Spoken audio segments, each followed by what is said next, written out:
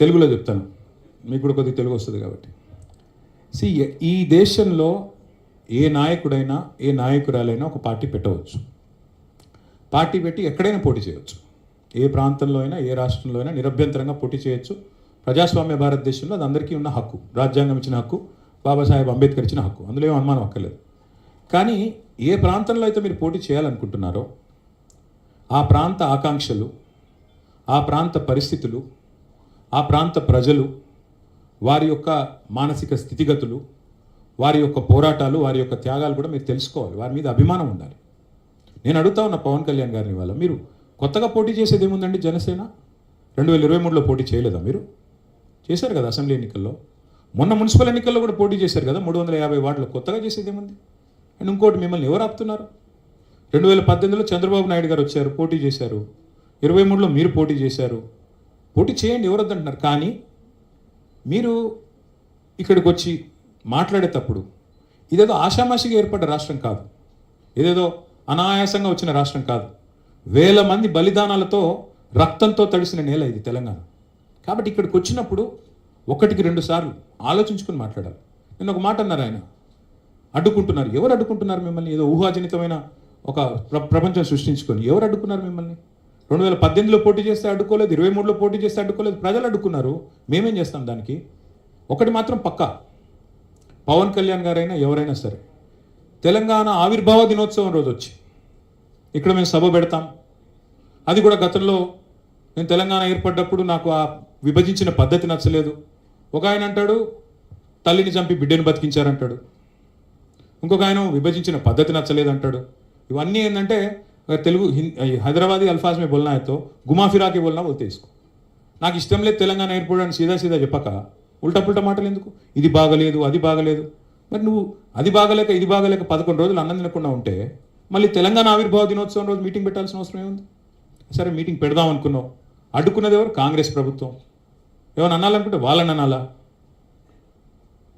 కాబట్టి పవన్ కళ్యాణ్ గారైనా ఎవరైనా ఈ దేశంలో ఎక్కడైనా పోటీ చేయొచ్చు, మాకు అభ్యంతరం లేదు. పోటీ చేశారు కూడా కదా మీరు. 2023 మేబీ ఆ బోత్ కరే మీ అయ్యే జాగీరా. నేను ఒకటి మాత్రం పవన్ కళ్యాణ్ గారు గుర్తుపెట్టుకోవాలి, తెలంగాణ ఖచ్చితంగా తెలంగాణ భూమిపుత్రుల జాగీరు. తెలంగాణ భూమిపుత్రుల జాగీరే తెలంగాణ. ఇందులో ఎవరికి అనుమానం కూడా అక్కర్లేదు. 100%. ఈ నేల కోసం కష్టపడ్డ వాళ్ళు, ఈ నేల కోసం పోరాటాలు చేసిన వాళ్ళు, ఈ నేల కోసం త్యాగాలు చేసిన వాళ్ళు, నెత్తురుతో తడిచిన నేల ఇది. ముమ్మాటికి తెలంగాణ ఈ భూమిపుత్రులు ఇక్కడున్న 4 కోట్ల మంది జాగీర్ ఇది. కానీ మీరు రండి, ఇక్కడే ఉండండి, మీ కుటుంబాలు ఇక్కడే ఉన్నాయి, మీ వ్యాపారాలు ఇక్కడ ఉండండి, ఎవరొద్దన్నారు? 10-12 ఏళ్లలో ఎక్కడైనా చిన్న సమస్య వచ్చిందండి? నేను అడుగుతా ఉన్నా, మా దృక్పథం ఎట్లాంటిది అంటే, వైజాగ్ స్టీల్ ప్లాంట్ను ప్రైవేటీకరిస్తున్నారు మోడీ ప్రభుత్వం అంటే మేము మద్దతు పలికాం. తప్పు ఇది మీరు చేస్తుంది, పబ్లిక్ సెక్టర్ అండర్టేకింగ్స్ని కాపాడాలని రిక్వెస్ట్ చేశాం. That is our philosophy. ప్రాంతాలుగా విడిపోయినా ప్రజలుగా కలిసి ఉండాలని కోరుకున్నాం. కానీ నిన్న పవన్ కళ్యాణ్ గారు ఇంకొక 2 మాటలు మాట్లాడారు. ప్రాంతీయవాదం అన్నారు. ప్రాంతీయవాదం ఉగ్రవాదం కంటే ప్రమాదం ఏదో అన్నాడు ఆయన. నేను వారికి గుర్తు చేస్తా ఉన్న, ప్రాంతీయవాదం అంటే మరి పొట్టి శ్రీరాములు గారు 58 రోజుల పాటు ఆత్మ బలిదానం చేసుకున్నారే, పోరాటం చేసి మద్రాస్ ప్రెసిడెన్సీ నుంచి వేర్పడి తెలుగు రాష్ట్రం కావాలి, లింగ్విస్టిక్ బేసిస్గా రాష్ట్రాలు ఏర్పడాలి అనే ఒక ఆకాంక్షతో వారు ఏదైతే పోరాటం చేశారో, లింగ్విస్టిక్ బేసిస్కి వారికి సంబంధం లేదు, మద్రాస్ నుంచి ఆంధ్ర రాష్ట్రం వేరుపడాలని పొట్టి శ్రీరాములు గారు 58 రోజులు నిరాహార దీక్ష చేశారు. అది కూడా ప్రాంతీయవాదం అంటారా? ప్రాంతీయవాదం అంటే నేను ఇంకో ప్రశ్న అడుగుతా ఉన్నా పవన్ కళ్యాణ్ గారిని. మోడీ గారు ఇవాళ ఆయన ప్రాంతం మీద అభిమానంతో, ప్రాంతీయవాదంతో తెలంగాణకు వచ్చిన ఇండస్ట్రీలను కొట్టుకొని పోతా ఉన్నాడు. కేన్స్ అనే పరిశ్రమ ఇక్కడ పెట్టాల్సి ఉంటే, ఇక్కడ ఒప్పందం కుదుర్చుకుంటే మా హయాంలో, మా గవర్నమెంట్లో దాన్ని తీసుకుపోయి గుజరాత్లో పెట్టించారు. మైక్రాన్ అనే సంస్థ ఇక్కడ పెట్టాల్సి ఉంటే, పెట్టుబడి పెట్టేది ఉంటే దాన్ని తీసుకుపోయి గుజరాత్లో పెట్టుకున్నారు. మరి జాతీయవాదం ముసుగులో చేస్తున్న ఈ ఆర్థిక ప్రాంతీయవాదం కరెక్టా? ఏది కరెక్టు?